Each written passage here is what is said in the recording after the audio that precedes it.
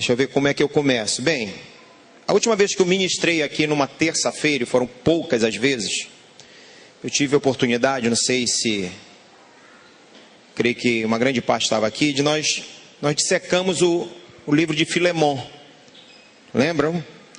E eu sempre entendi que culto de doutrina, e há mais de 40 anos, são 43 anos, antigamente o culto de doutrina era na quinta, o culto de oração era na terça. E aí juntamos em um dia só, com doutrina e oração. E eu sempre aprendi que o culto de doutrina ele é um pouco diferente daquele culto de domingo, onde a gente investe um tempo melhor em entendermos alguns textos da Bíblia, alguns livros da Bíblia, para que nós possamos aprender e compreender melhor. O que eu vou falar agora não faz parte da mensagem, daria uma outra mensagem, mas alguém já disse que o Evangelho, quando ele na mão de pessoas que não são honestas, ele é uma fonte de renda muito mais rentável do que vender droga, alguém já disse. Porque as pessoas usufruem a palavra de Deus para enganar as pessoas. E eles investem exatamente em 3 aspectos: medo, culpa e ganância. Em 3 aspectos eles investem: é no medo, na culpa e na ganância. Mas quando nós conhecemos a palavra de Deus, a palavra de Deus ela diz assim: quando nós conhecemos essa verdade nos liberta. Ela nos liberta do medo, da culpa e da ganância. Então a verdade do Evangelho, ela nos liberta de tudo isso. Por isso nós precisamos conhecer a palavra de Deus. Do contrário, nós seremos, como a própria palavra diz, folha seca, levada de um lado para o outro. Amém? Por isso a igreja necessita de doutrina também, ok? Então eu vou investir esse tempo para trabalhar com vocês em alguns textos bíblicos que às vezes nos causam algumas confusões e em alguns momentos, por pura... me entenda, essa palavra parece pesada, mas não é isso que eu quero passar. Por pura ignorância, por desconhecer, por compreender corretamente, e nas mãos de pessoas com o coração tendencioso à maldade, elas acabam sendo fonte realmente de engano, por levar uma palavra onde o povo acaba não conhecendo. Um texto bem conhecido nosso, que está em Mateus 6, para eu começar aqui, é um texto que às vezes no finalzinho as pessoas usam ele isolado, dando entendimento de que tudo parece ser a fonte da inspiração desse texto, e não é. Quando nós lemos o Mateus 6, 33, só o 33 diz assim, ó: buscai, pois, em primeiro lugar o reino e a sua justiça, e todas estas coisas vos serão acrescentadas. É assim que está na sua versão? Não é? Na minha é assim. Inclusive as Bíblias elas passam até hoje por algumas modificações, justamente porque as pessoas têm compreendido também com o passar do tempo que a transliteração acabou não sendo a mais adequada para se extraindo do texto original. Mas todas estas coisas vos serão acrescentadas, e não todas as demais coisas, como algumas pessoas ensinam por aí. Quando você lê o contexto, aí você vai ler todo o contexto, a partir do 19 até o 34, você vai observar que Jesus está falando com os seus discípulos a respeito de algo que estava no coração deles. Eles estavam muito preocupados com o dia de amanhã. Eles estavam preocupados com o que haveriam de comer, com o que haveriam de beber e com o que eles haveriam de vestir. Essa era a preocupação deles. Então Jesus conta uma história para eles do lírios dos campos, conta a história dos pássaros, e ele vem então diz isso: olha, não se preocupe com o que comer, com o que vestir, não se preocupe com o que beber. Se vocês buscarem em primeiro lugar o meu reino e a minha justiça, estas necessidades de vocês, elas serão supridas. Ok? Algumas pessoas por aí, equivocadamente, dizem todas as demais coisas. Não é as demais coisas. Jesus não está falando das demais coisas. E se usa esse texto às vezes para falar de conquistar um trabalho, conquistar um bom emprego, uma promoção, uma casa, um carro. As demais não, demais, são necessidades básicas. Bom, agora como é que nós podemos analisar um texto para que possamos então compreendê-lo corretamente? Existe uma disciplina, o Felipe está lá no seminário agora, né, o futuro pastor Felipe, e ele vai daqui a pouco estar dando a respeito de hermenêutica, já deu inclusive, né, hermenêutica bíblica. Então a hermenêutica, ela na verdade, ela é uma interpretação das escrituras. Você tem ferramentas, ela te oferece para você compreender melhor as escrituras. Existem fatores importantes que nós precisamos usar dentro da hermenêutica. Primeiro é conhecer o autor, você precisa conhecer o autor daquele livro. Você precisa saber o porquê aquele autor escreveu aquele livro ou aquela carta e para quem ele escreveu. Nós precisamos compreender isso. Então são ferramentas valiosíssimas para que possamos então compreender melhor um texto bíblico, ok? Eu vou dar outros textos aqui, mas no final eu vou, dentro dessa técnica, usar um texto. Nós vamos trabalhar apenas de um texto, até por causa do tempo, mas eu vou citar alguns rapidamente para você ver que alguns a gente acaba compreendendo equivocadamente, ou aprendendo equivocadamente. Mateus 18, joga lá, por gentileza, capítulo 18. E é lógico que nós tiramos aqui ensinamentos bíblicos e aplicação para a nossa vida de cada um deles. O primeiro que eu falei aqui, de Mateus 6, 19 a 34, é o Senhor falando com os discípulos e falando comigo e com você, que se nós buscarmos a Ele em primeiro lugar, a justiça dEle, se nós vivermos corretamente, pautados na palavra de Deus, nós podemos viver despreocupados que o Senhor cuidará de nós. Amém? É isso que Ele está nos ensinando. Mateus 18, quem encontrou? Está aí no visor? Não? Eu vou contar a história aqui do contexto e ler um versículo apenas. Vou ler apenas um. Diz assim: naquela mesma hora, chegando os discípulos ao pé de Jesus, dizendo: quem é o maior no reino dos céus? Eles estão perguntando isso para Jesus. Então qual é a temática que vai rolar aqui no contexto? É Jesus responder para eles quem era o maior no reino dos céus. Não é isso que eles estavam perguntando? Essa era a pergunta deles. Quem é o maior no reino dos céus? Então Jesus, ele chama uma criança, coloca no meio deles e diz assim: em verdade vos digo que se não vos converterdes, essa palavra a gente já tem que entender, converter é ter entendimento correto, adequado, que conversão é uma mudança de atitude, e a mudança de atitude ela só ocorre quando você compreende. Você não tem como mudar de atitude sem antes compreender que você está equivocado em determinada atitude. Então essa palavra converter não quer dizer que eles não eram convertidos. Jesus está dizendo: vocês precisam compreender melhor. Traz a criança aqui, está vendo? Olha, vocês precisam compreender e ter entendimento. Que se vocês não se tornarem como esta criança, de modo algum entrareis no reino dos céus. Então vamos compreender aqui o que Jesus estava dizendo. A discussão era qual? Quem era o maior no reino dos céus. Então Jesus precisava resolver essa questão, ok? Ele toma uma criança como exemplo e diz: olha, se vocês não tiverem um entendimento, a partir de hoje, correto, vocês nunca vão entender quem é o maior no reino dos céus. Olha essa criança aqui, se vocês não se tornarem como essa criança. Aí vamos entender a atitude de uma criança. Nós estávamos, há uns 2 dias, 3 dias atrás, em uma sorveteria com uma família aqui da igreja. E eu disse para minha esposa: presta atenção, se eu não tenho razão de compreender, e a palavra de Deus não tem razão, Jesus não tem razão de usar uma criança como exemplo para ensinar os discípulos e a nós hoje aqui. Presta atenção. Aí eu estou sentado em uma cadeira, essa família, esse casal tem 3 filhos. Tem uma de 4, né, eu acho 5, outra de 3 e o de 1. Aí eu falei assim para a de 3. Presta atenção, Diana, porque ela é a mais agitada. Aí eu disse assim: Tami, pegue para mim um lencinho ali, nós estávamos na sorveteria, pegue um lencinho ali para mim. Na mesma hora, no meio da agitação dela, ela parou, correu em direção à mãe dela e disse: mamãe, um lenço para o pastor. Nisso que ela está fazendo, a outra também, foi também. Vocês sabem do que eu estou falando, quem tem criança sabe, né? Ela corre lá e as duas começam a competir para ver quem faz aquilo. Eu pedi para uma, outra quis fazer. Você já quem é pai e mãe já se deparou com isso aí, quem é tio, né? Pede para um, outro quer fazer também, o outro vai, aí vira competição, que os dois querem fazer.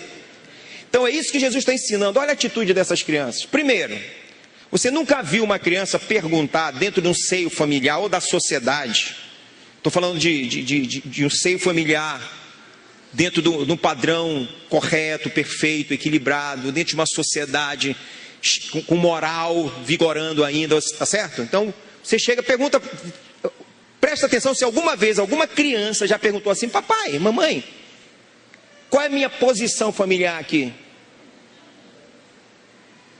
Nunca. Nunca. Eu ouso alguém me dizer que se alguma criança aqui já perguntou assim para ti: qual é a minha posição aqui? Uma criança, tá? Qual a minha posição aqui em relação ao meu irmão? Meu irmão, não tem. Jesus está dizendo: olha, essa criança aqui, ela não procura, não tem essa preocupação de saber qual é a posição dela, se é maior ou menor. E detalhe, veja o exemplo que eu te dei da criança agora. A criança, ela está livre para fazer aquilo que lhe pedem. A criança, ela quer servir, ela até briga, eu dei um exemplo aqui, não quer fazer. Então Jesus está dizendo: olha, não se preocupe com a posição de vocês. Agora, se você quiser ser o maior, sirva, porque a criança, ela sempre está disposta a fazer, a querer fazer, ela não se preocupa. A gente, às vezes, né, que já está maiorzinho, vai pedir para lavar a louça, já reclama, já resmunga. Uma criança, ela não faz isso. Eu estou falando de uma criança dentro de um princípio, não desvirtuada, como existe famílias aí que o pai já tira foto com o menino com o revólver na mão. Não estou falando dessa família aí, tá bom? Porque a gente hoje já vê pais que são bandidos, que já pega a criança de 1 ano, 2 anos e põe para colocar arma e ensinando a assaltar e perdeu essas maluquices. Estou falando de uma família equilibrada. Então Jesus está pegando uma criança dando esse exemplo aqui. Não é como algumas pessoas pensam, e o doutor Alexandre, ministrando há um tempo atrás, falou a respeito disso, de achar que não é pureza. Não é pureza, porque todos nós nascemos debaixo do pecado. A Bíblia mesmo, ela se responde. Porque se nós usarmos achando que é pureza, que tem que ser pura como uma criança, a Bíblia estaria mentindo. Porque a própria Bíblia diz que nenhum de nós merecíamos o céu. Nenhum. Todos nascemos debaixo do pecado. Então não há pureza em ser humano algum, por conta do pecado. Ok? Mas Jesus usa o exemplo dessa criança para ensinar os discípulos exatamente isso. A criança, ela não está preocupada para saber qual é a posição dela no seio familiar. Muito pelo contrário, ela está sempre ávida, pronta para servir. Se tornem como ela, que você será o maior no reino dos céus. Amém? Então o ensinamento de Jesus para aqueles discípulos é o mesmo para nós. E ele deixou esse exemplo, lavou os pés dos discípulos e disse: agora façam o mesmo. Quer ser o maior, querido? Sirva. Amém? Sirva, seja o menor. Ok? Então não é pureza, não está voltada aqui à pureza de criança, porque a criança, mesmo nascendo, ela não é pura por conta do pecado que por um homem entrou e passou a todos os demais homens. Um outro texto,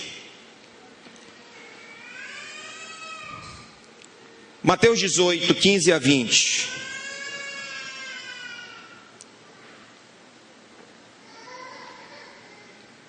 Como a gente escuta isso aqui, viu? Como nós escutamos e como às vezes nós falamos também.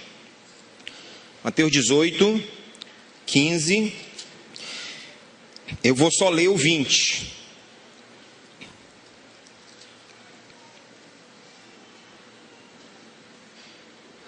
Porque onde estiverem 2 ou 3 reunidos em meu nome, ali estou no meio deles. Amém?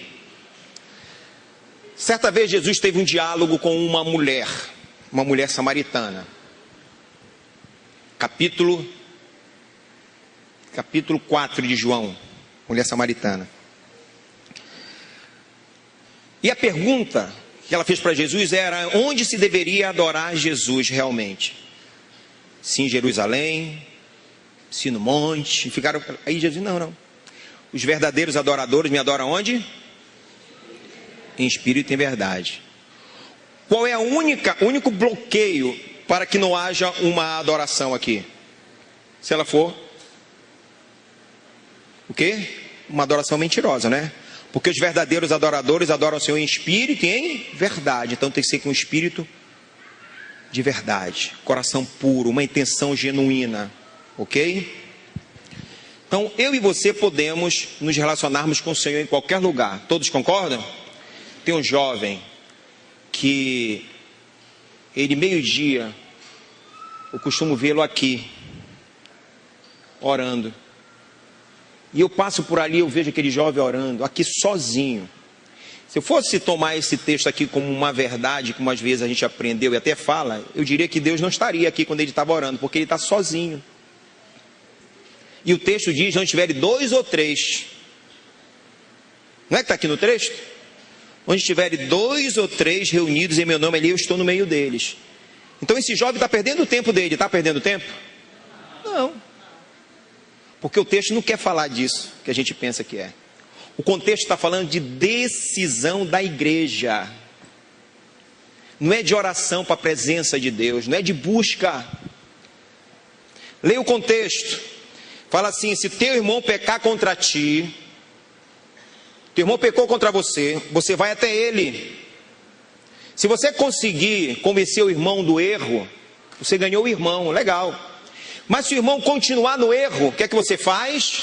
Chama um outro irmão. E agora vão 2 pessoas até esse irmão, para tentar fazer com que ele perceba que ele está errado.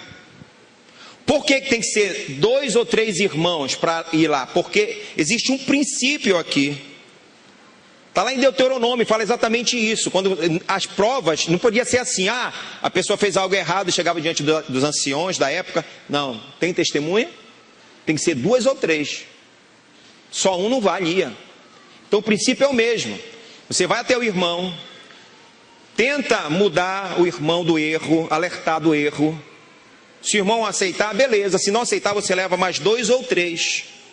Se o irmão continuar no mesmo erro, não quiser mudança, você participa para a igreja. Está aqui o contexto. Você vai até a igreja. E a igreja, ela tem a autoridade dada por Deus para excluir essa pessoa do meio dela. Porque essa pessoa foi alertada a primeira, foi alertada a segunda, mas às vezes ela está trazendo um problema para a própria igreja, na vida de outros irmãos. Então a igreja, ela tem a autonomia, a autoridade de agora reunida poder excluir esse irmão do meio dela. Então o texto está falando de tomada de decisão na vida da igreja, não é para a busca de Deus. E a gente como usa isso, né? Não, onde estiver 2 ou 3 reunidos, lá o Senhor está. A gente está falando disso para adoração, não é para adoração, porque senão eu não vou orar sozinho nunca, porque Deus não vai me ouvir. Isso é tomada de decisão. E detalhe, se você ver o contexto ainda, ele vai ser considerado como publicano, como gentil, mas que deva ser novamente evangelizado. Depois a igreja tem que continuar se preocupando com ele, porque essa pessoa carece da graça e da misericórdia do Senhor. Ela não deve ser excluída e esquecida, mas da igreja, do seio da igreja, do convívio da igreja, das suas atividades, ela deve ser retirada. Amém? Ok? Entenderam aí? E eu vou trabalhar nesse texto agora, que eu sei que já tem uma, quando eu ler aqui já vai ter uma pergunta, mas eu vou te explicar o outro também aqui, tá? Vamos lá para Mateus, o capítulo é o 3.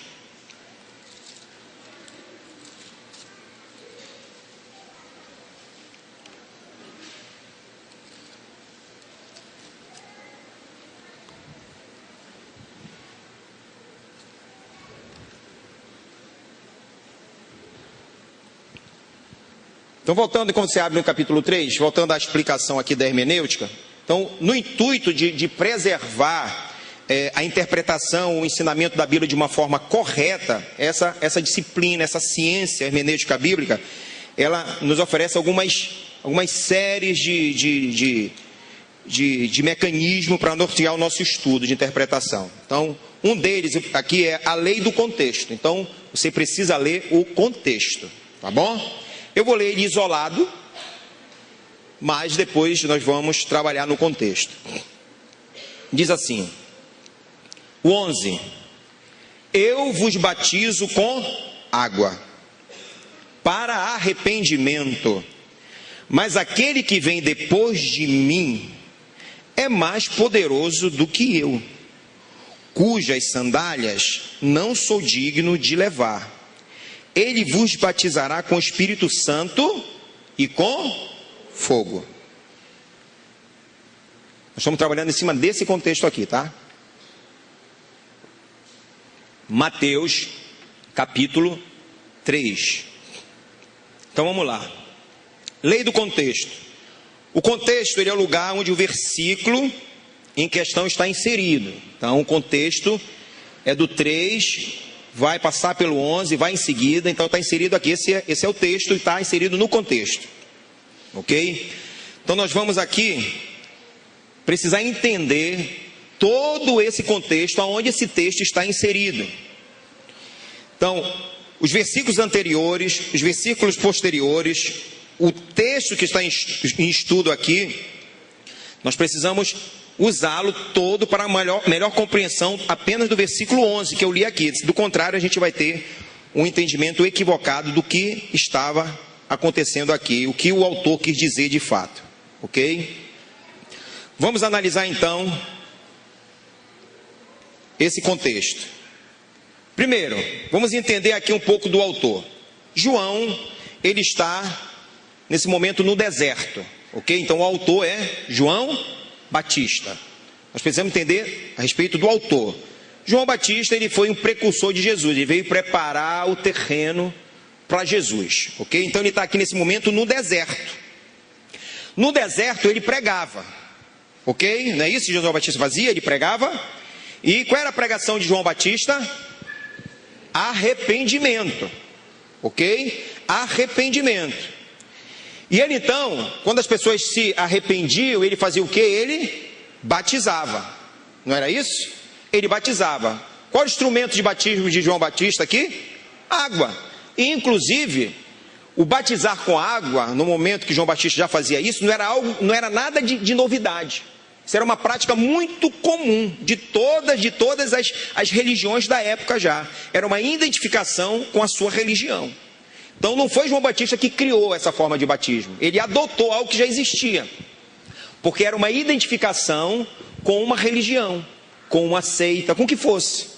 Então aqui as pessoas elas estavam se batizando, simbolizando o arrependimento de pecado, ok? Então o texto de estudo, que é o versículo 11, ele faz parte do discurso de João Batista. Agora, o que motivou o discurso onde esse texto em questão está inserido? O que motivou esse discurso aqui? Motivou o quê? Primeiro, ele estava dando uma resposta para algumas pessoas, e nós encontramos essa resposta no versículo 7. Vamos lá, versículo 7? Olha quem vem diante de João Batista. Então ele está ali, batizando, batismo de arrependimento. Aí vem no versículo 7, vendo ele, porém, que muitos fariseus e saduceus vinham ao batismo, disse-lhes: raça de víboras, quem vos induziu a fugir da ira vindoura? Então, saduceus e fariseus. Quem eram os saduceus e quem eram os fariseus? Religiosos da época. Duas castas religiosas das mais fortes daquela época. Esses religiosos, eles viviam de aparência. Eles viviam de aparência. Eles queriam sempre demonstrar uma vida espiritual melhor do que as demais pessoas. E João Batista sabia disso. Então quando João Batista está ali batizando para arrependimento, e verdadeiramente muitas pessoas se batizavam, se arrependendo, aqueles saduceus e fariseus estavam ali também para se batizarem, mas João Batista sabia que aquela atitude era uma atitude hipócrita, de fachada, porque eles não mudavam. Então a presença desses homens ali, dessas duas castas de religião, dos saduceus e fariseus, motivou então João Batista a dizer isso, ok? Então o motivo que levou João Batista a pronunciar tais palavras foi a presença de fariseus e saduceus. E qual foi o teor da mensagem? Qual foi o teor da mensagem? Foi claramente uma advertência sobre a necessidade real de arrependimento deles. Um arrependimento que fosse verdadeiro.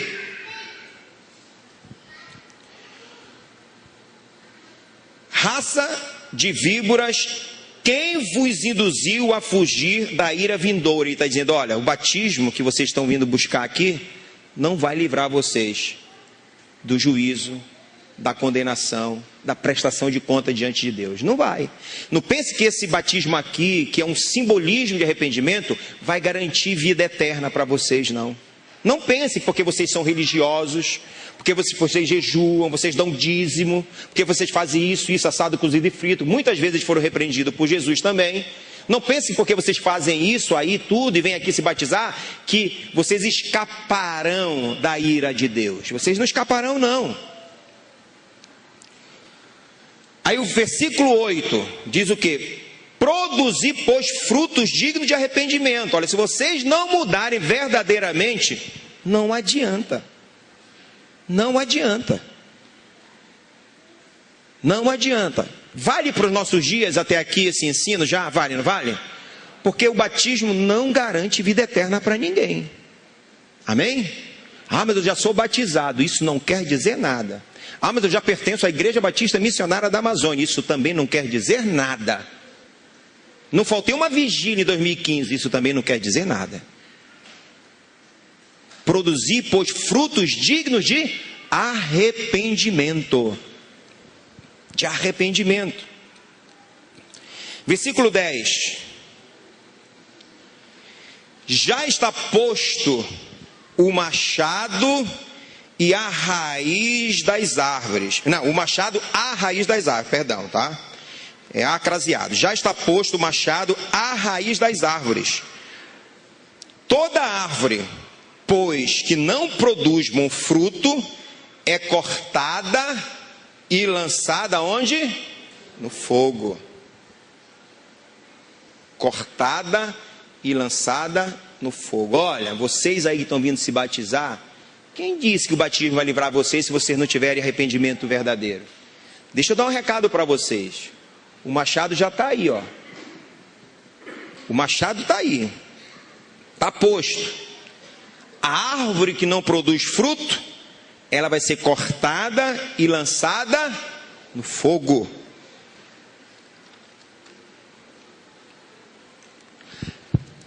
A árvore que produz bom fruto, ou seja, aquele que tem arrependimento genuíno, ele não vai ser cortado. Mas a que não produz fruto, vai ser cortado. Em seguida, João Batista, ele vai contrastar a natureza do batismo dele. Olha o que é analisar um contexto todo. Aí ele vai contrastar aqui a natureza do batismo dele com a natureza do batismo de Cristo. Ele vai usar o batismo que ele usava com o batismo de Cristo. Eu vos batizo com água. Não era assim que ele batizava? Eu batizo com água. O meu batismo, ele é simbólico. Ele é com água. Para arrependimento. É um simbolismo para aquelas pessoas que se arrependem. Esse é o meu batismo. Esse é o meu.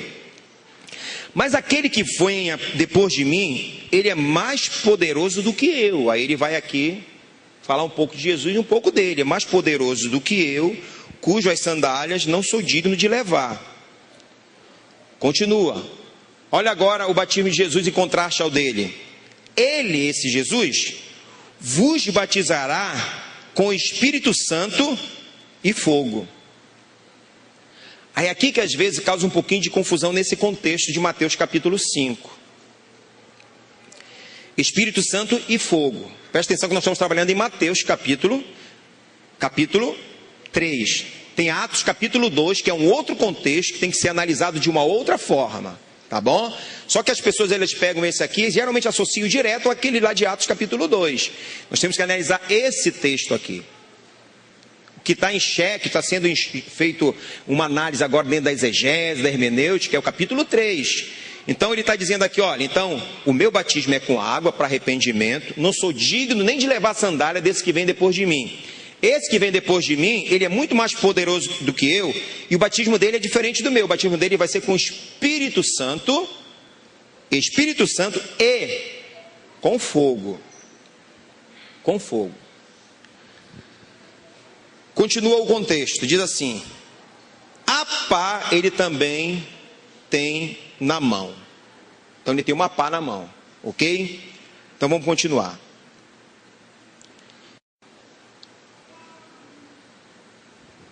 Cristo é quem batiza os arrependidos. Ele está dizendo, depois de mim, Cristo vai batizar os arrependidos. Hoje eu batizo com água. Depois de mim vem Cristo, que vai batizar os arrependidos com o Espírito Santo. Ele está contrastando o batismo dele com o de Jesus agora. Então eu estou batizando com água para que eles se arrependam. Mas vem um depois de mim, que é mais poderoso do que eu, do qual não sou digno de levar suas sandálias. Ele vai batizar essas pessoas arrependidas com outro tipo de batismo. O Espírito Santo será a forma que ele vai batizar. Ok? Espírito Santo. Quem se arrepender, Jesus batiza com o quê? Espírito Santo. Quando a pessoa aceita a Jesus como Senhor e Salvador, não pense que foi lá no batismo das águas, lá no sítio, que ele foi selado com o Espírito Santo de Deus. Não foi. Quando a pessoa aceita Jesus, aonde ela fez isso? Se foi numa praça, se foi na igreja, se foi numa célula. Quando ela faz isso de uma forma genuína, porque o fato de ter sido genuína essa decisão é que faz com que essa pessoa seja batizada por Cristo. Ok? João Batista estava aqui dizendo, meu batismo aqui é com água. Para quem se arrepende. Tem gente que está vindo para cá e está sendo batizado, mas eu sei que não se arrependeu. Tem uns que está na cara, que era o caso dos saduceus e fariseus. Tem uns que eu não consigo saber se é verdade ou se não é. Mas tem uns aqui que na cara eu já vejo isso. Olha, vocês não ficaram livres não. No final aí das contas, quando Jesus chegar para prestar conta, vocês estão pensando que vão ser livres? Porque o batismo de vocês não é genuíno. Jesus não erra. Jesus só batiza com o Espírito Santo aqueles que são dele mesmo. Ok? Quando a pessoa aceita Jesus de verdade, o Espírito Santo, que é a forma de Jesus batizar, vem e nasce, reside, faz morada, como você quiser chamar, na vida da pessoa. Amém? Então ele vai batizar com o Espírito Santo. Pastor, e o fogo? O fogo está na mesma questão que João Batista estava falando no contexto aqui. Vamos continuar. A sua pá ele tem na mão e limpará completamente a sua eira.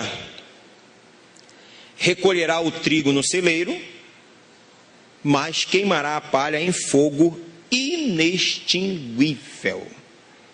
Então, nesse contexto aqui, amada igreja, o fogo é juízo. Nesse contexto, o fogo é juízo. Quem se arrependia com João Batista? Batismo nas águas. Quem se arrepende com Jesus? Batismo é o Espírito Santo. Aqueles que estavam se batizando com João Batista, que não era verdadeiramente uma decisão pura, genuína, iriam prestar conta com o Senhor. Depois dele, Jesus vem e vai continuar a batizar, só que com o Espírito Santo. Ele é maior do que eu. Espírito Santo. E com fogo. O fogo é juízo aqui. Olha o contexto. A pá ele tem na mão. Ele vai limpar completamente a eira e vai recolher nesse lugar limpo os que se arrependeram verdadeiramente, os que receberam o Espírito Santo de Deus como selo da promessa. Ele vai recolher para ele. E esse fogo que também está na mão de Jesus, ele tem na mão dele a decisão de selar com o Espírito Santo os salvos e de condenar quem não é salvo. Batiza com o Espírito Santo os arrependidos e com fogo consumidor de juízo os que não se arrependem. Nesse contexto, amada igreja, fogo quer dizer juízo. Amém? Juízo. Porque eu sei que algumas vezes nós associamos o Espírito Santo e fogo, tomando somente esse texto isolado, e nós lembramos logo de Atos, da promessa do Espírito Santo.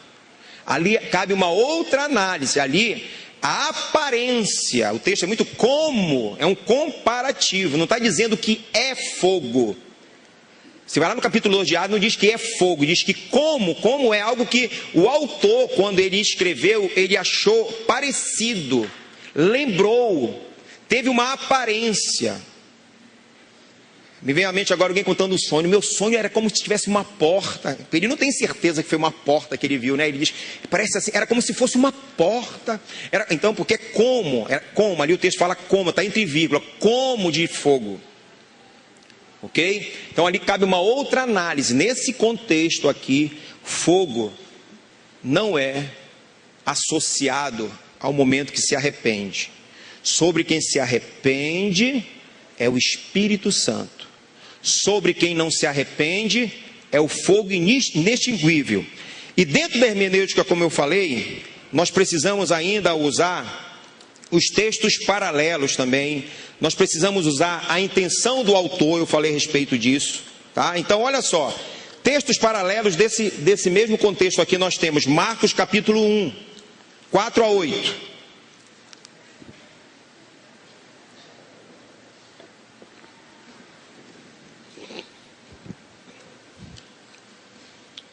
Quando você lê Marcos aí capítulo 1 de 4 a 8, você não vai ver o autor de Marcos falando a respeito do fogo.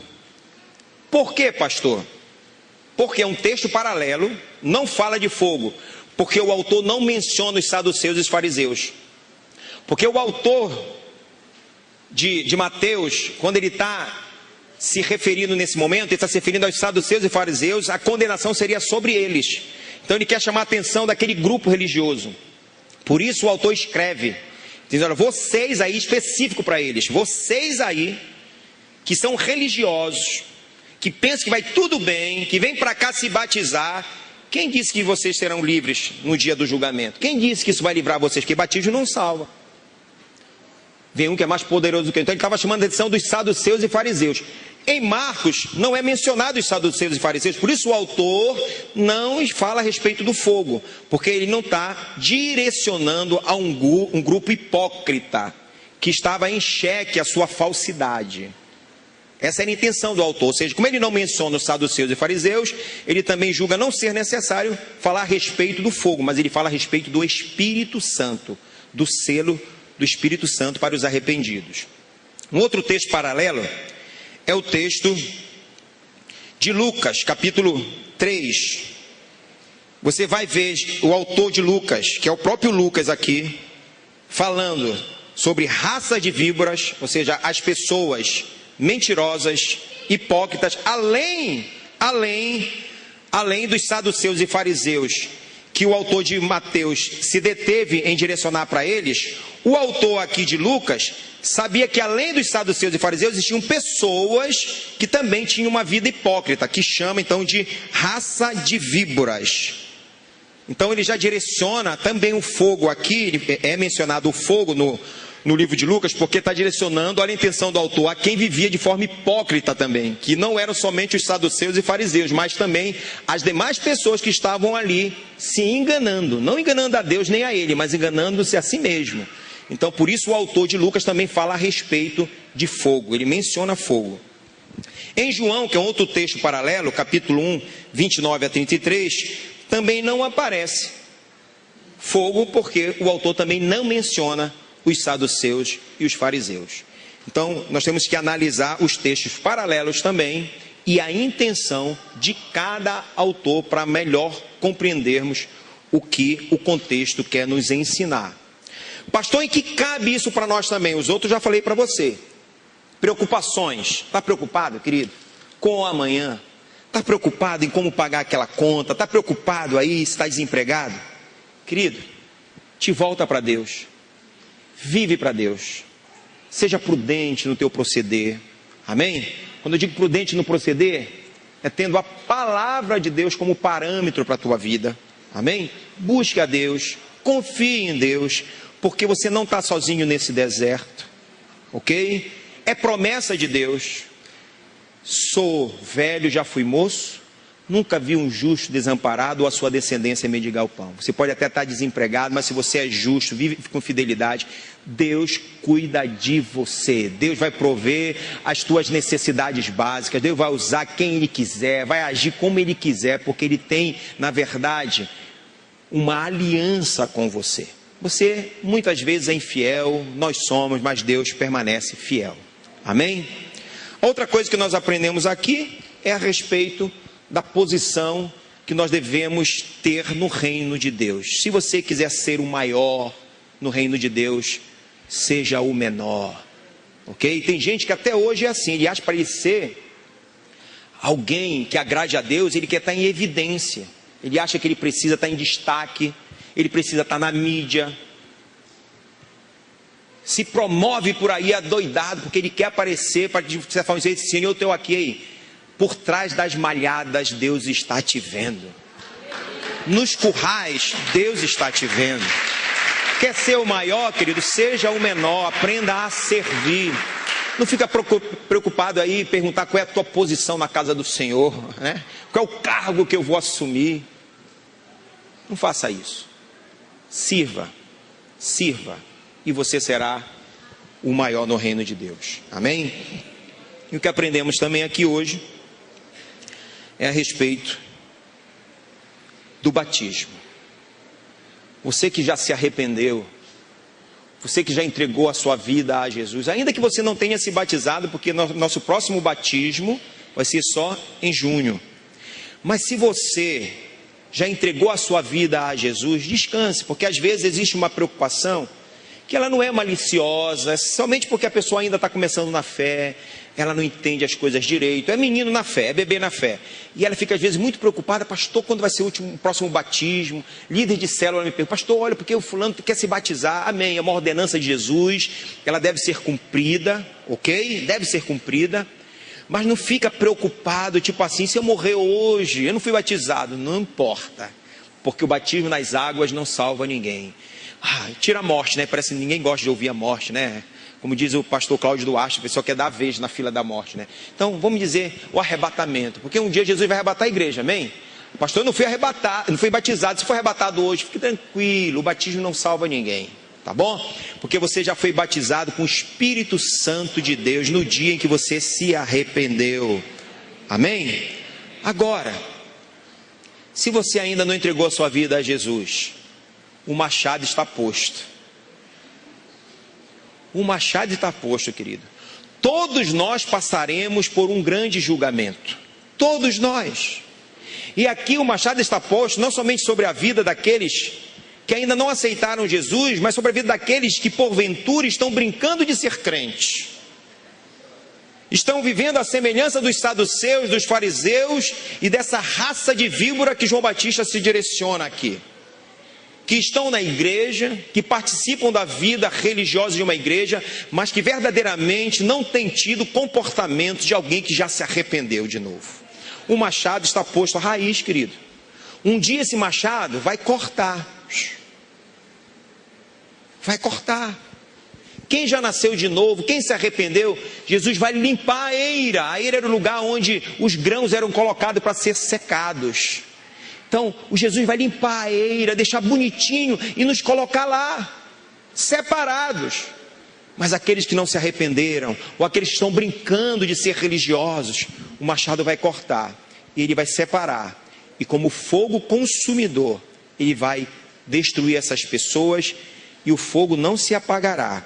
Porque uma outra forma de nós analisarmos a palavra de Deus é usando outros textos de correlações. E eu peço que você fique de pé, que eu vou ler 2 textos aqui para a gente finalizar.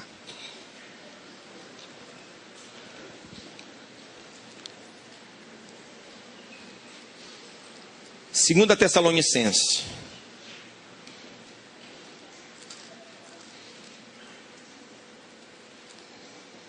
Capítulo 1.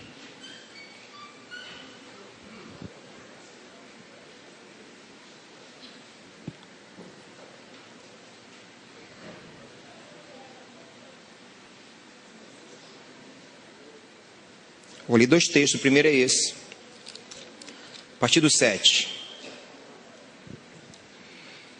E vós outros, que sois atribulados, no mundo tereis aflições, sim? Nós somos atribulados.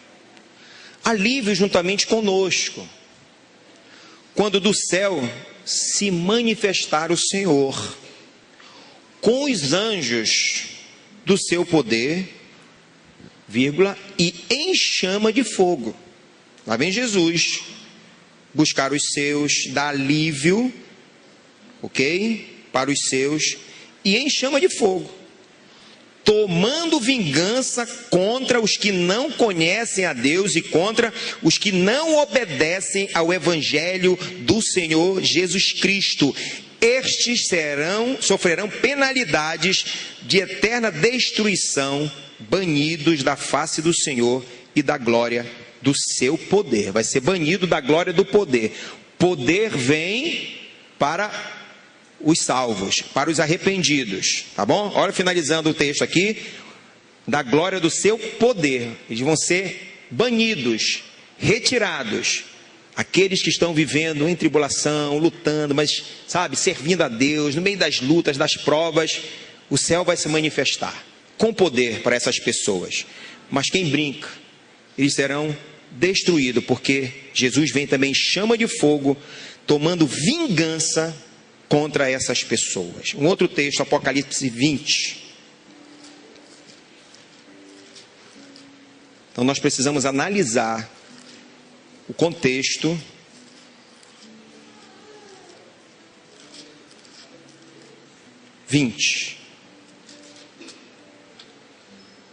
de 10 a 15.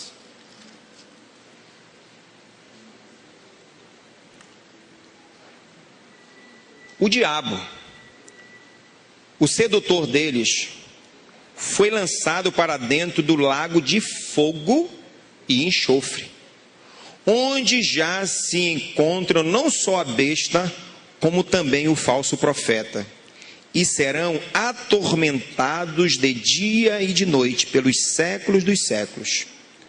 Vi um grande trono branco e aquele que nele se assentava, de cuja presença fugiram a terra e o céu, e não se achou lugar para eles.